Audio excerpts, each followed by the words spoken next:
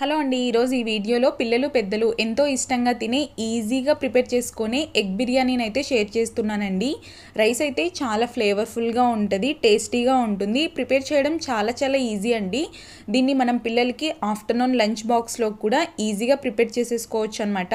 Morning టైమ్స్లోనే carrier కట్టే mothers చాలా హడావిడిగా ఉంటారు కదండి. అలాంటప్పుడు దీన్ని చాలా ఈజీగా ప్రిపేర్ చేసేసుకోవచ్చు అండి. ఒక 10 నిమిషాల్లో మనకి రెడీ అయిపోతుంది. ఎలా ప్రిపేర్ చేసుకోవాలో తెలుసుకుందామండి. దానికన్నా ముందు ప్లీజ్ వీడియోని లైక్ చేయడం అయితే మర్చిపోకండి. ఛానల్ని మీకు ఈ వీడియో నచ్చినట్లయితే సబ్స్క్రైబ్ చేసుకోవడం కూడా మర్చిపోకండి. ఇప్పుడైతే ఎలా ప్రిపేర్ చేసుకోవాలో తెలుసుకుందాం. స్టవ్ మీద ఒక ప్యాన్ పెట్టేసుకొని అందులోకి 2 స్పూన్ల ఆయిల్ వేసేసుకొని కొద్దిగా పసుపు, అలాగే కొంచెం ఉప్పు, కొంచెం కారం వేసుకొని లో ఫ్లేమ్లోనే ఒక్కసారి అంతా కూడా బాగా మిక్స్ చేసేసుకొని ఇందులోకి 5 లేదా 6 గుడ్లని బాగా ఉడికించేసుకున్న తర్వాత పొట్టు తీసుకొని ఘాట్లు పెట్టుకొని వేసుకోవాలండి.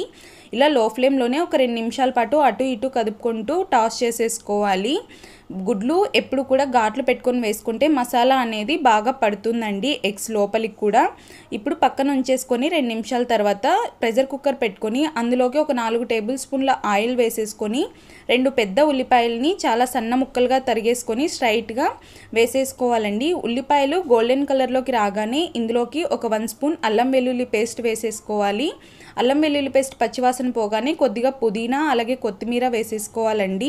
ఇవి రెండు కూడా పచ్చివాసన పోగానే ఇప్పుడు ఇందులోకి హోల్ బిర్యానీ మసాలా వేసేసుకోవాలి. వీటిని ఒక 2 మినిట్స్ పాటు ఫ్రై అవ్వనివ్వాలి. మీరు 2 పచ్చిమిర్చి కూడా వేసుకోండి, ఆ క్లిప్ అనేది మిస్ అయింది.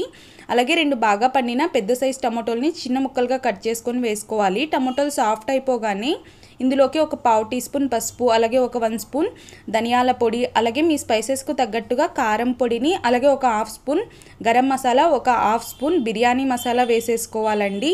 వేసేసుకున్న తర్వాత అన్ని మసాలాలు బాగా మిక్స్ అయ్యి ఆయిల్ పైకి వచ్చిన తర్వాత ఇందులోకి ఉడికించి మనం మసాలా పెట్టుకున్న ఎగ్స్ ఉన్నాయి కదండి, ఆ ఎగ్స్ వేసేసుకొని 2 గ్లాసుల బియ్యాన్ని ముందే నానబెట్టుకొని ఉంచుకున్నానండి నేను.